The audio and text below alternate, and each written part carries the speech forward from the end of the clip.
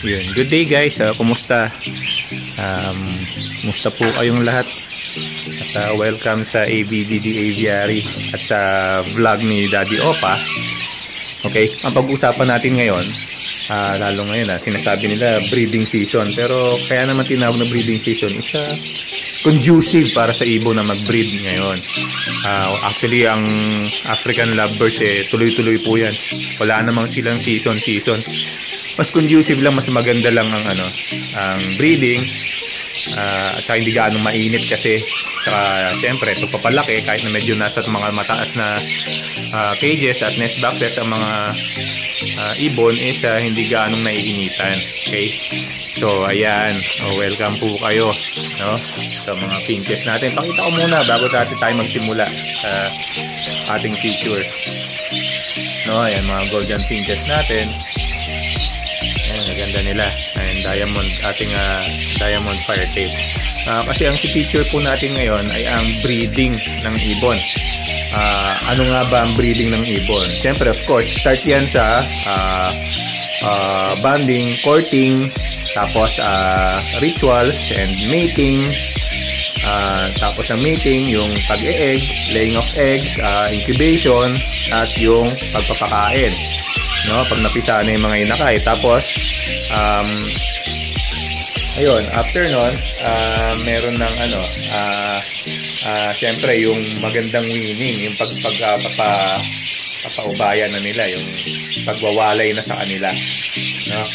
Okay, so tignan po natin kung ano ang mga features na yan, ang mga simple and basic and fundamentals of bird breeding. Ayan. Pero bago po ang lahat, welcome po kayo. Pakita ko lang yung mga birds natin. Ayan, as usual, ito po yung mga ating mga split dan, post-split dan follows. Ayan. Tapos, niliting ating visual dan follow. Ayun. Ayun siya. Ayan, kulay blue. At katabi niya is mga dilute. Mga pure dilute po yan.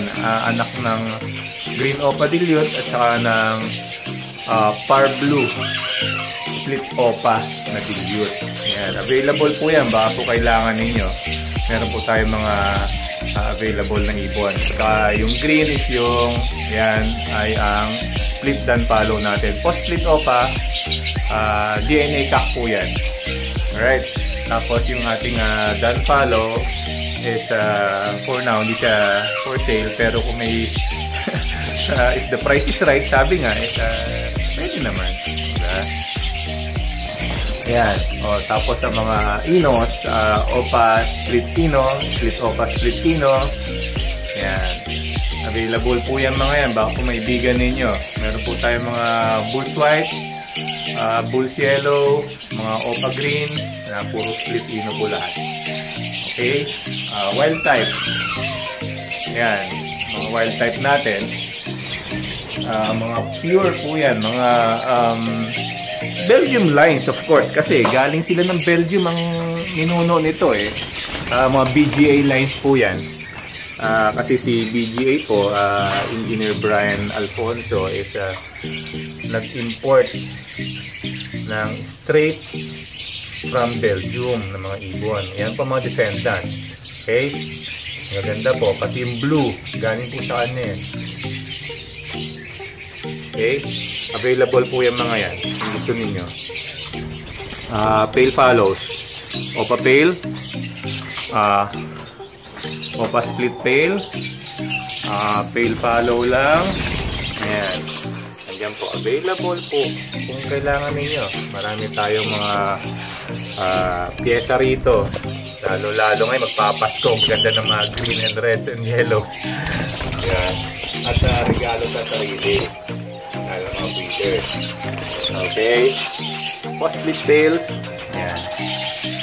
Okay. Ayun, mga opa. Naparami nating opa. Sagana po tayo sa opa. Kaya lang, ang opa ko ay mga ungendered po. Hindi kasi sila naka-DNA. Kaya bahala na kayo. Sa akin po dito sa ABDD Aviary, presyo ng cock is presyo ng hen. Ayan. Ungendered po natin ilalabas. Kaya ganun kamura. Okay guys, pinches. zebra finches, golden finches, diamond firetails, at iba-iba pa. Okay guys, ayan. So start na tayo.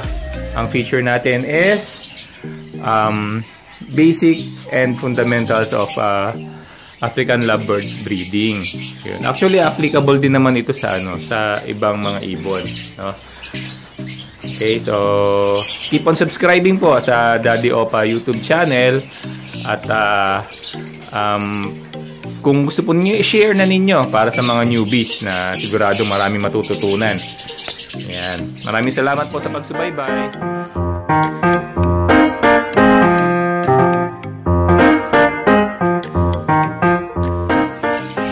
Ayan guys.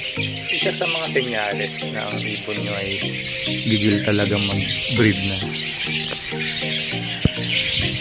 Ito, bagay. Ito mga nakapatong na eh. Ayan. Ayan, ganyan. Gigil yan. Ikot-ikot yung cup. Ang cup dyan is yung far blue. Ikot-ikot siya. Ayan. Breeding na yan. Ganyan. Mating actually. Ayan. Kailangan lang hintayin nyo na makapenetrate talaga siya. Tagal yan. Minsan merong 5 minutes. Meron pa akong binilangan dati. Umabot siya ng 12 minutes. Malupit. Yun yung yung perso ko. Si Longbib. Malupit yun. Pero ang galing. Tignan nyo naman yung sa dami ng perso na ibinuga niya. Ayan. Dito sa taas. Dami. Talagang solid. Actually, nasa labas ako ng gate ngayon. Ng ayaw kasi may storbo to eh. Maganda kasi ang kargada nitong dalawan to. Ayan. Hintayin natin makatapos, no? Minsan, kita nyo, medyo ilag yung cock. Natatakot siya kasi maraming hen ang matapang talaga, lalo sa mga ganyan. Tumitingala, tapos bigla na lang manunuka. Kaya biglang ang cock, kailangan alerto. Talagang biglang sumisibat yan. Kasi pag nahuli siya, gulpi siya. Ayan. Ayos oh, galing. Husay. Tignan natin kung okay talaga tong barako na to.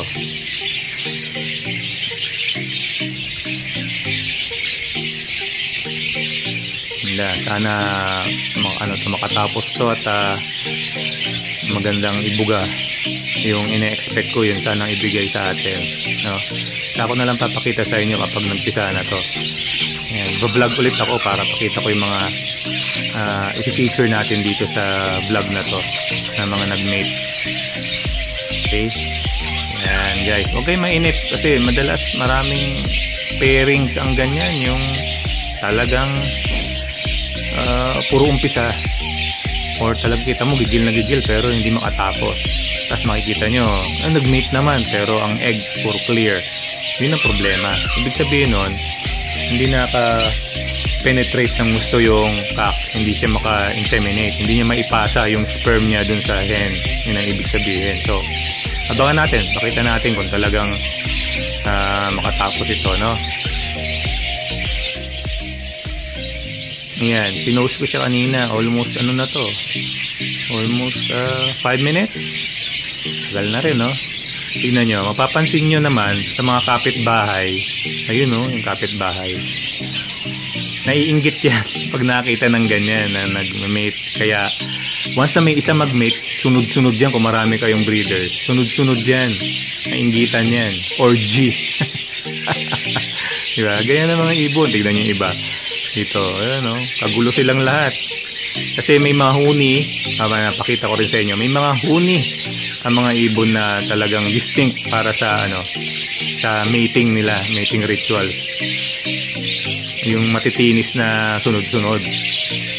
Ayan. Pakita natin papakita ko sa inyo or paparinig ko sa inyo kung paano yun. Sa ngayon, hindi muna kasi papasok dito sa special tong ibon na to eh. Kailangan makatapos to. Ayan, bigyan natin 6 minutes plus. Ayan. Sana hindi magmatapang yung hen.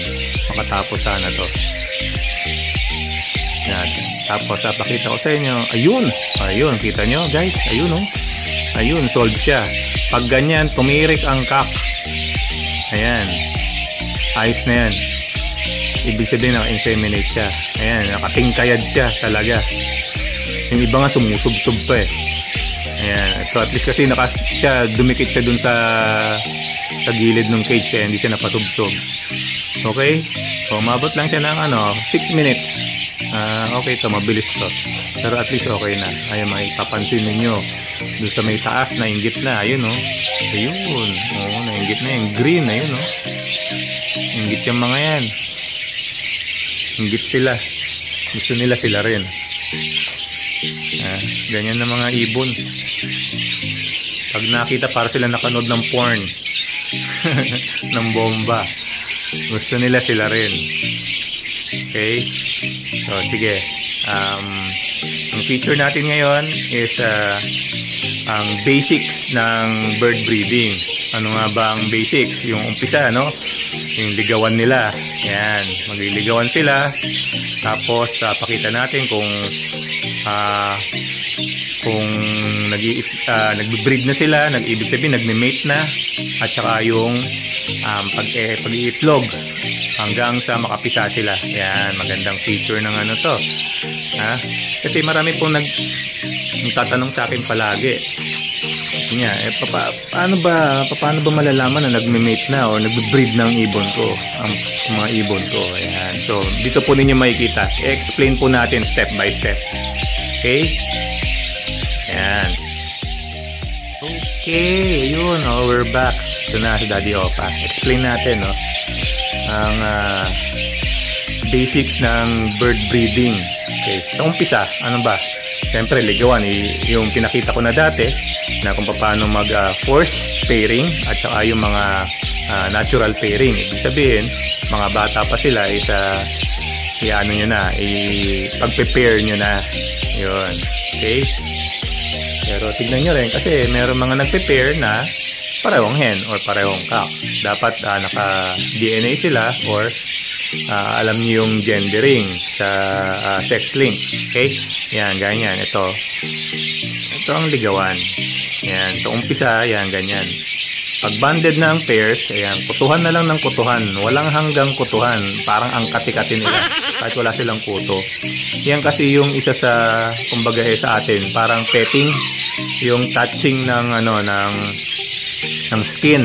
Siyempre, mga tao gusto yan. Yung touching, yung naghalikan, or yakapan.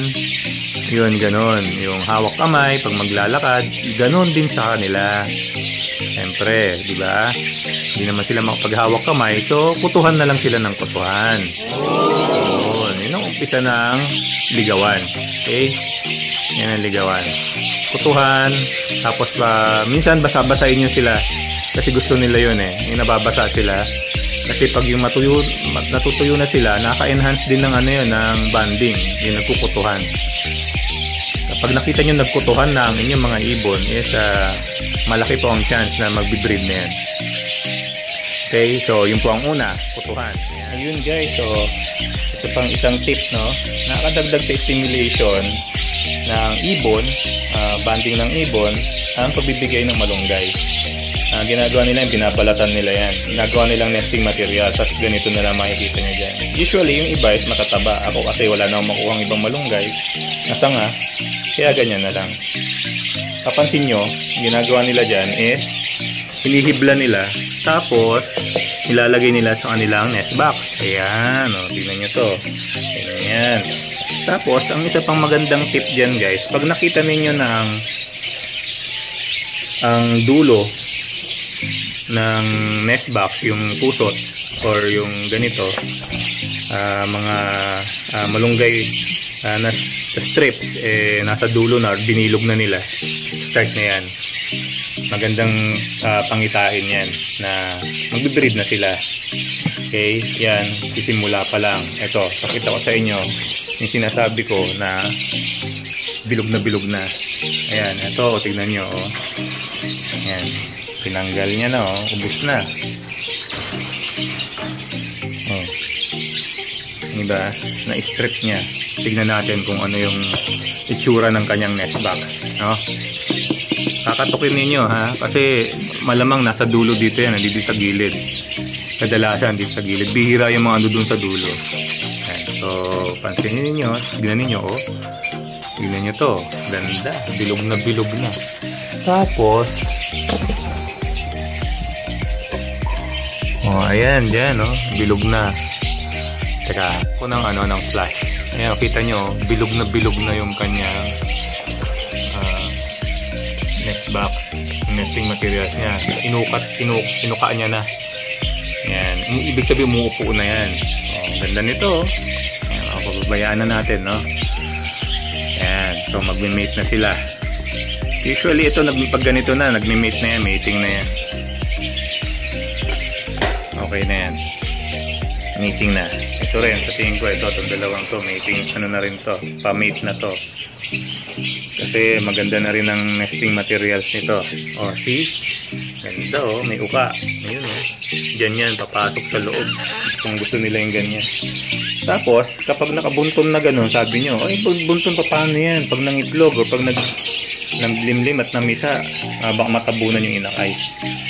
Usually, pag nag-inakay yan na malalim na gano'n at maraming nesting materials, inaano nila, hinahawi din naman nila. Hinahawi din nila yung yung nesting materials. Lumalapad din yan kapag namisa sila. Oh, gaya nito. Ay, ito wala. Wala pala. Tignan natin yung ibang merong nesting materials, no?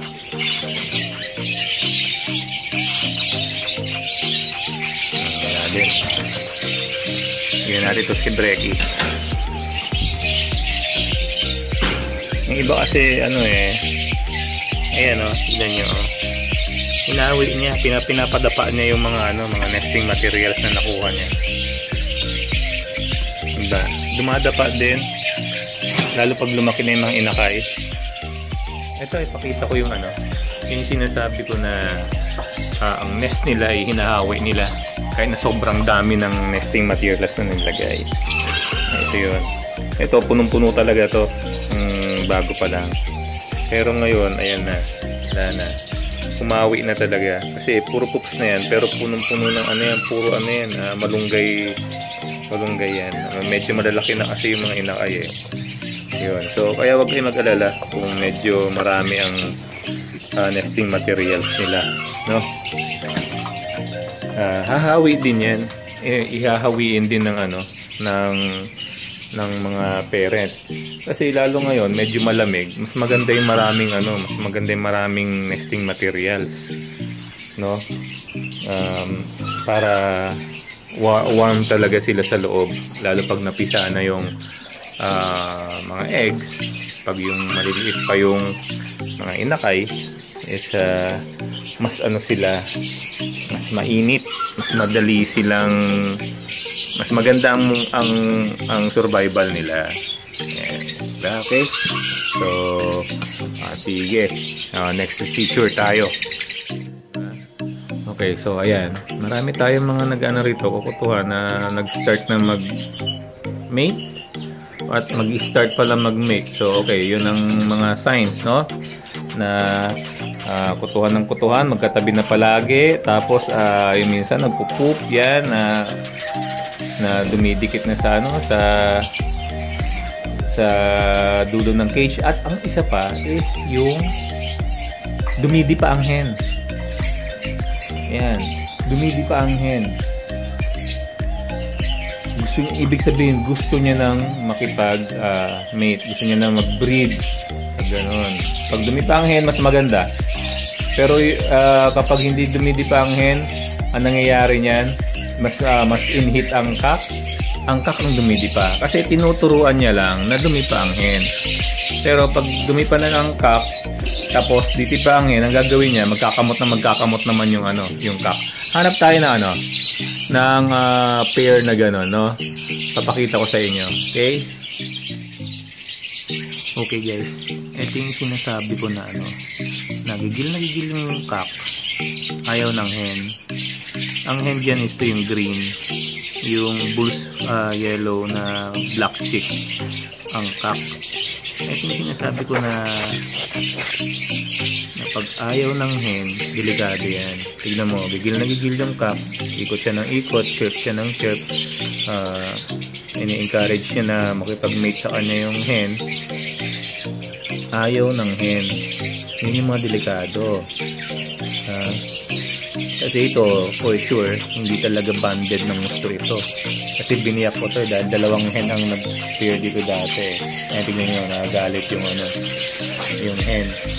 Ayan, parang naiinis siya kapag inikot-ikutan siya nung kaka. Hindi nyo naman naasikaso. Tignan mo, bad trip siya alis ka dyan. Yun. Ganun. So, at siya papasok sa sa nest box. Pero pag sinilip ninyo yung nest box nito, namumugad siya. Pag binigyan ko ng malunggay yan, inuubos niya yung malunggay, talaga namumugad yung hen. Pero sa tingin ko, dating ang panahon, bibigay din yan. Ganyan naman ang mga ibon yan. Bibigay din yan. Kaya ingat kayo sa mga ganyan. Kailangan talaga ang banding yan. It's solid talaga. Wala silang banding na katulad nito. Yung dalawang yan. Na ganyan. Na magkadikit palagi. Na solid talaga.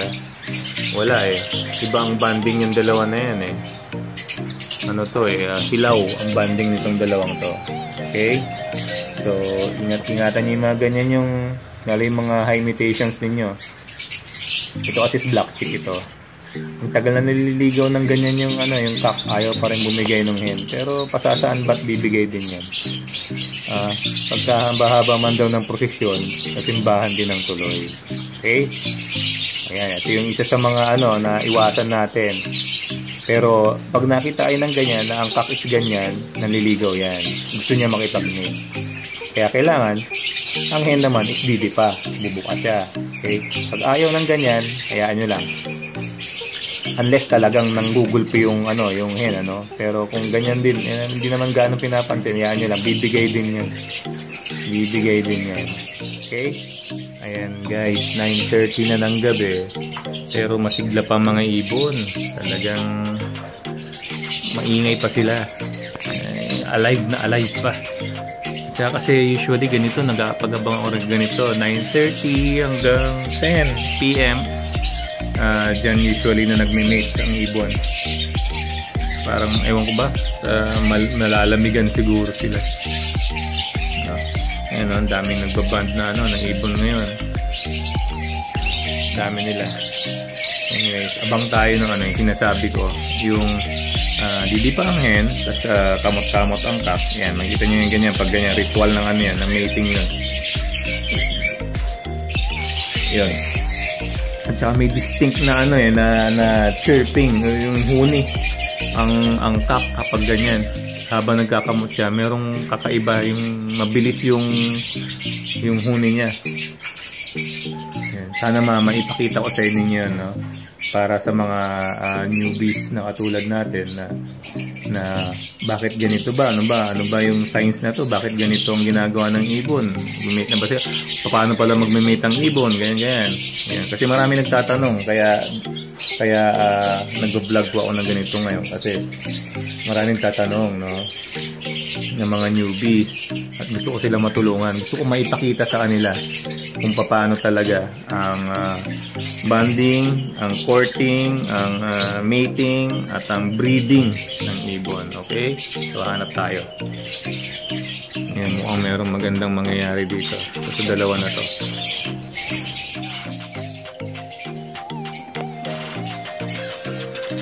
Ayun guys, ito yung distinct call na sinasabi ko.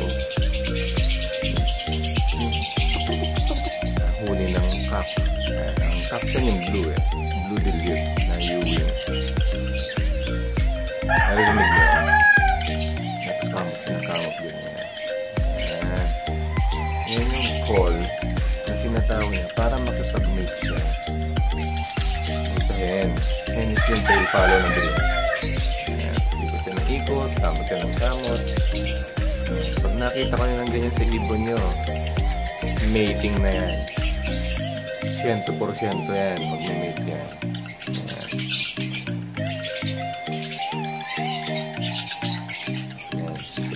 ikot. Maya lang. Ngayon is 6:18 AM. No?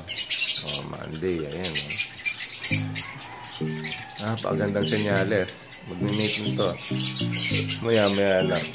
Tapos, kapag may nakita kayong ganyan, ang kasunod niya, kung may kapitbahay, sunod-sunod din yan.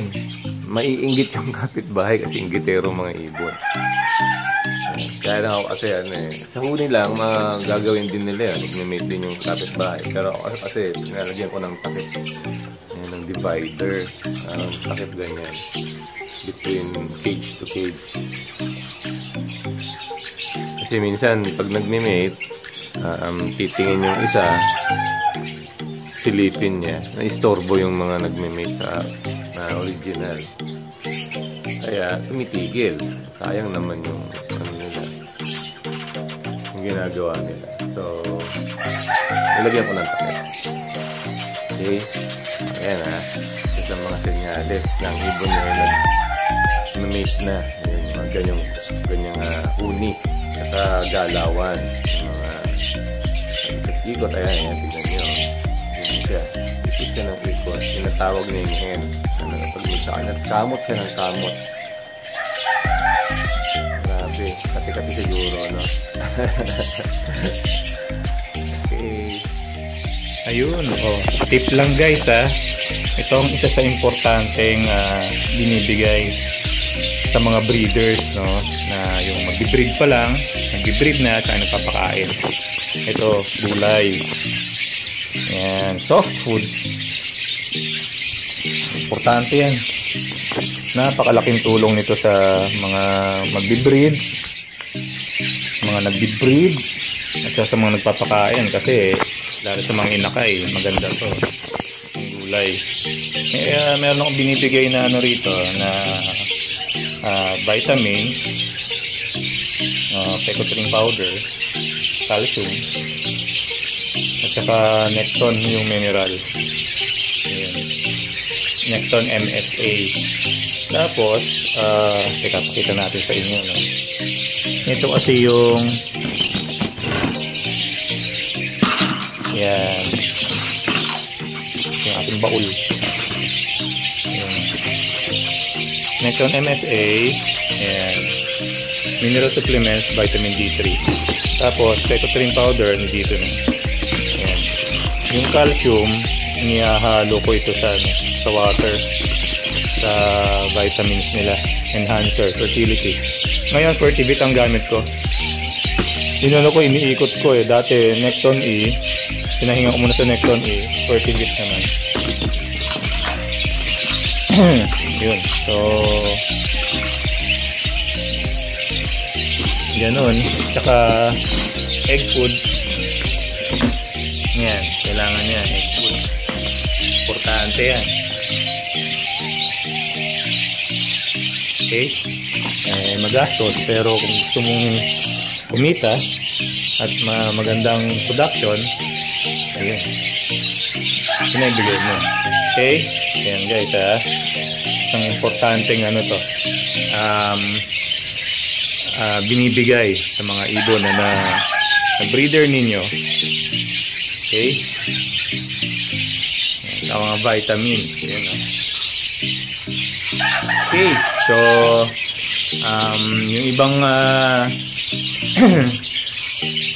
yung ibang features ginagawa ng ibon na magbi-breed or nagbi-breed, yan, pakita natin mamaya. Okay? Alright, papakain muna ako ng ibon. Ayan guys, pambungad.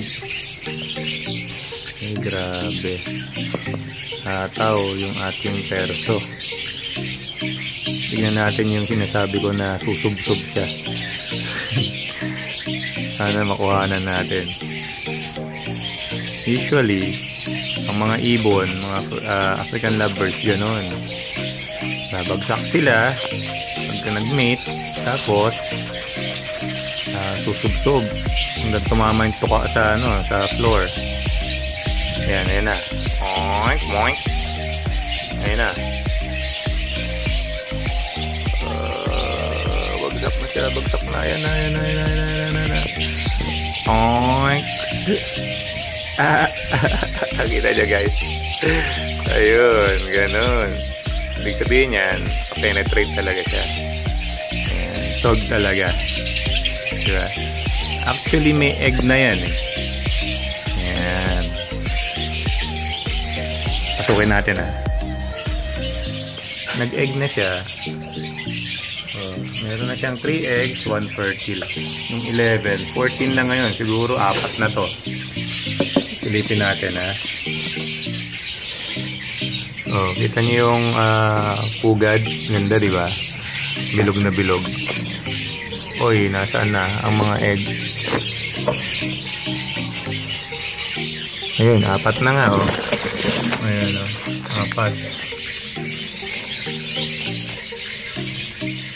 Okay, ayos. Magaling na foster to. Actually, kaya napabomba natin ng gusto. Ayun, abang sila, oh.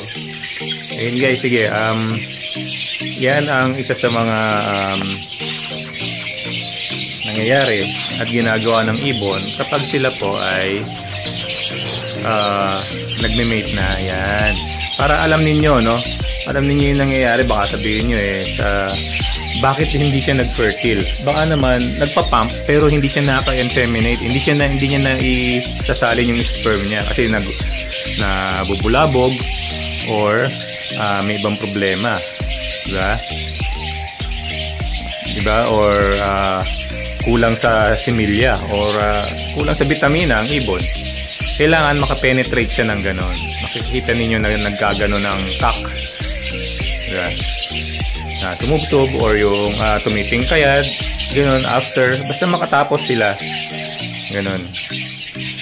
Kasi kapag hindi, kahit nagpump sila ng pagkatagal-tagal, kung hindi man sila hindi man na ilipat or na isalin ng cock ang kanyang sperm sa hen, wala rin. Hindi rin mag-fertile ang egg kahit gaano pa katagal yung pumping nila. Mamaya sabihin ninyo, nakita ninyo, no, sa ating mga newbies na nakita ko naman nagme-mate, nagpa-pump, tapos hindi naman nakatapos ng ganun. Wala rin. Kasi baka mamaya na-istorbo, may mga dumaang pusa or ang cage ninyo ay nasa tabi ng pintuan or daanan ng tao, na-istorbo po sila. Kailangan talaga ng ano rin. Siyempre, parang tao rin yan eh. Diba? Kailangan ng magandang or privacy kahit konti. Okay? Yun. O, sige, ano ba? So, nakita na ninyo kung paano yung bago mag-bonding, nagliligawan, tapos nagme-mate. O, sige, next is pakita natin is yung nakapag-mate na sila, nakapag-breed na, o nakapag-kastahan na. Pakita natin na nangitlog na. Okay? At saka, kung successful yung breeding nila, yung kanilang mating. Alright? O, sige, yan ang next feature natin, ha? Ang gaganda ng mga diamond firetail. Okay? O, yun, o. O, sige. Ano ba yung sabi natin kanina? Na kung successful nga ba ang breeding? Diba? Successful ang breeding ng inyong ibon, ganito po yan. Dapat, nag-fertile ang kanilang mga itlog. Okay? Ayan ang aking nest box. Singshoot. Ang galing, no? Ayan, o, gaya nito. Nag-mate sila, nakita ko. Kailan? 2 weeks ago. Tapos, nangitlog siya nung December 4, ang unang egg niya. Dapat, at least mga 6 days or 4, 5 days, 6 days, ganyan. Fertile na dapat ang egg. Okay? Ito, madami siyang egg kasi meron akong pina-foster. Pero tignan natin kung nag-fertile nga. Ika-candling ninyo. Ayan o. O, kita nyo.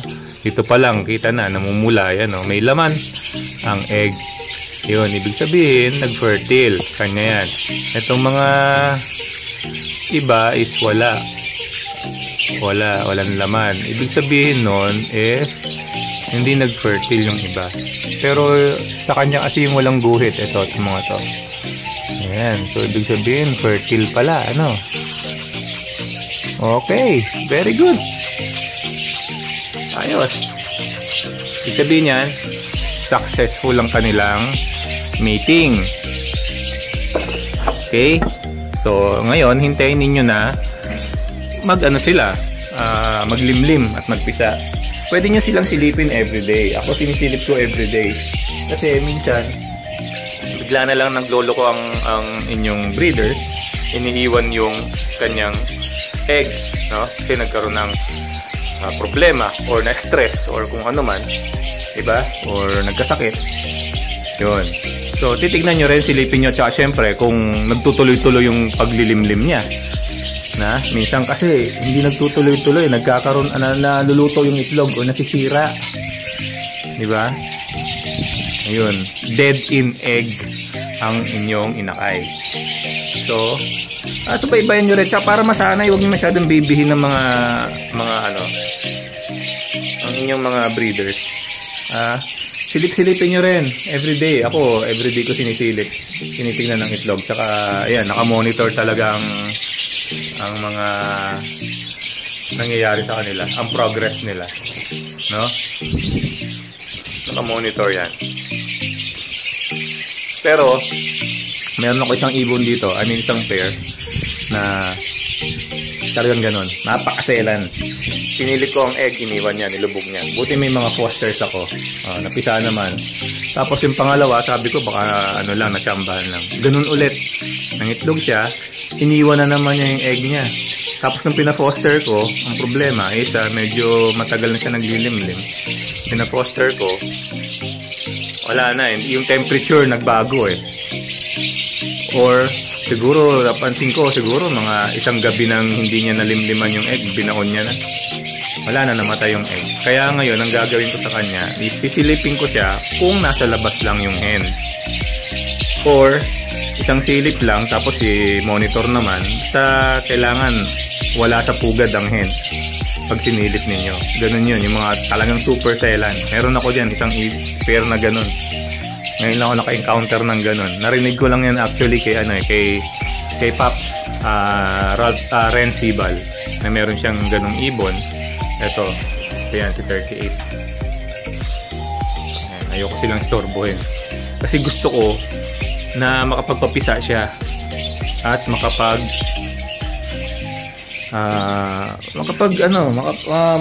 yung natural na breeding niya, natural na caring niya sa kanyang mga inakay. Gusto ko masubukan niya kasi pangatlong clutch na to, hindi pa niya nakapagpapisa ng sarili niya. Gusto kong maranasan niya yun para natural lang kanyang breeding, diba? Okay, so ayan kita ninyo, ganun ang successful na na pag-breed ng ibon. Nag-breed ang ibon. So, syempre, of course, napipisa. Ngayon, kung talagang super successful, dapat ayun pala, almost successful kasi nag-fertile siya. So, ang successful talaga is dapat makapagpapisa ang ibon at mapalaki niya at may win niya or makapagpababa siya ng ibon. So, okay. Yan ang susunod na feature natin. Mga nyo, newbies, stay focus kayo rito para yung, alam ko, siyempre, tanong-tanong tayo, pero minsan, aral-aral, saka panoorin nyo to, para konti na lang yung tanong. Kasi, siyempre, yung mga master natin dyan, yung mga veterans, minsan may ginagawa din sila, diba? Or may problema rin minsan, hindi tayo masasagot. Kaya, subaybay lang, ayun. Maganda rin yung experience talaga magtuturo sa atin. Okay? Sige, abangan nyo susunod na talagang super successful lang ibon nyo kapag nakapagpapisa na sila. Okay? At naipapababa nila yung kanilang mga inakay. Alright? Sige, abang-abang. Yun. Yung sinasabi na successful breeding. Ayan, kita nyo yan? Nag-mate sila. Habang doon pa yung mga inakay na kabababa lang. Actually, mga fostered na inakay lang yan. Yan, 5. Meron pang 3 sa loob, 2 yung nasa labas. Pero yung kumakasta na yung naman yung breeders natin. Ganyan po ang successful breeding. Nang itlog sila, naglimlim na misa, binuhay yung mga inakay na naturuan nilang kumain at bumababa na. Ngayon, ready na naman sila sa next clutch. Yan ang sinasabi na successful breeding. Ito yung isa sa pinakamagandang example, no? Okay, kita nyo naman, no? Ito, galing. Alps 1 yan actually. Yan. So, mapa-Alps 1, mapa-Alps 2, successful talaga yan, no? Kita nyo? Ayun, sub-sub sikap. Ayos, solve na. Ayos na ayos. So, yan, gumagaya na yung lakay. At baba na rin, kumakain na rin. So, okay guys, ayan po ang ating feature for today, no? Na sana naibigan ninyo. Sana marami kayo natutunan na munting kaalaman at mga simple lang, mga fundamentals and basics ng breeding, no? Ayan. Sana marami tayong natutunan. Diba? Actually, hindi naman kailangan marami. Basta yung basic alam natin. Yun, tug din siya, sumabay, diba? Okay, so, yun po. Maraming salamat sa pagsubaybay. At lagi sa palaging panonood at pakikinig kay Daddy Opa. Sana tuloy-tuloy po ang inyong pagsuporta. Maraming pong salamat. At sa uulitin po at pagbubutihin natin ang ating mga vlogs and videos and informations na para sa mga newbies, no? Yun. So, yun nga po, sabi ko, disclaimer lang, ito pong sinishare ko is mga experiences ko, mga kaalaman ko, mga nabasa ko at mga natutunan mula sa ating mga magagaling na breeders na isinishare ko rin po sa inyo. Ngayon, kung meron po kayong, kung medyo salungat po ang inyong pananaw, pwede po natin pag-usapan. Okay? Maraming salamat po at God bless sa inyong lahat. Ingat pa rin po at nasa pandemic pa rin po tayo. Okay? Paalam. Thank you.